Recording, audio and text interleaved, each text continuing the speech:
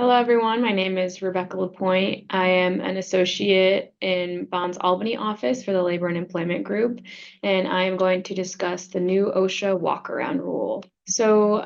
Generally, when it comes to OSHA inspections, employers are permitted to have an employer representative that accompanies the compliance, safety, and health officer from OSHA during a physical inspection. The walkaround rule permits a representative for employees to accompany the officer during the inspection as well. So under the prior rule, employees were permitted to select an employee representative to accompany the officer during the inspection. So the general expectation there is that the representative would be an employee of the employer. In order for a non-employee third party to represent the employees, it was required to show good cause for this non-employee, and that typically meant that it was necessary for this third party representative to attend the inspection in order to conduct an effective inspection. This was interpreted to mean that the non-employee representatives needed safety or health expertise to assist the officer in the inspection. So generally, someone who was an industrial hygienist or a safety engineer would be considered someone that could assist the officer in the inspection. OSHA's final rule was issued on April 1st, 2024, and this made it easier for employees to select a non-employee as their representative on OSHA inspections. So under the amended rule, non-employee representatives authorized by employees are not limited to those with formal credentials, such as industrial hygienists or safety engineers. Rather, a third-party representative authorized by employees simply has to be reasonably necessary to the conduct of an effective and thorough physical inspection of the workplace by virtue of their knowledge, skills, or experience as determined by the OSHA officer. So determining good cause, the officer must determine that there is good cause to permit a non-employee third party to join. However, with the new rule, OSHA provided no real procedure by which the officer will make this determination.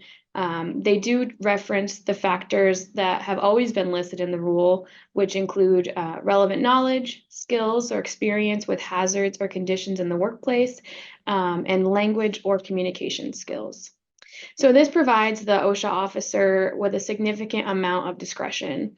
Employers may inform the officer that they do not believe it's appropriate for a third-party representative to join the inspection, but ultimately the officer has the authority to determine whether and which representatives may accompany the officer on the walk-around inspection. Why does this matter? One of the largest concerns to come out of this new rule is that it could grant union access to non-union workplaces.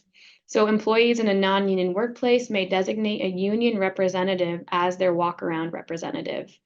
The commentary released with this new rule specifically addressed this issue and said that union representatives will be permitted to represent non-union employees. The assumption there is that they still must be able to show that there's good cause for the union representative to accompany the officer. So the timeline for this new rule, it is effective May 31st, 2024. We do anticipate that a lawsuit will be filed attempting to enjoin the new walk-around rule before May 31st, 2024. If the new rule is not enjoined by May 31st, 2024, then employers should consider what they will do if an OSHA investigator shows up with a union representative for an inspection. They can refuse to allow the union representative on site, in which case the officer could conduct the inspection without the union representative, or they may seek a warrant to conduct the inspection with the union representative present. Alternatively, they could allow the union representative access to the opening conference. At that opening conference, they could require that the officer demonstrate the good cause for having the union representative present. If there is no good cause, they could inform the officer that the company is allowing the OSHA officer access, but will not allow the union representative access to the work site. At that time, the officer would then face the choice of moving forward without the representative or seeking a warrant. A note on these options where an officer may go and get a warrant to allow the union representative access to the site. Warrants are expensive to fight in court. It's a complicated process. So the more effective choice would likely be a third option of informing the officer that the company challenges the good cause, but will allow the inspection to proceed.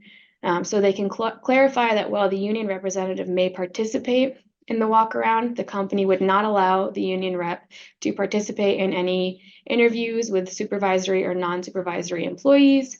And also the company management that should also be on the walkaround accompanying the OSHA officer can minimize the interaction between the representative and employees.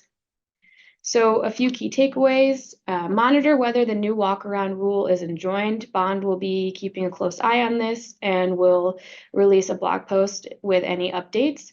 And in the meantime, ensure there are procedures in place to inform management how to respond if an OSHA officer wishes to inspect the work site with a union representative.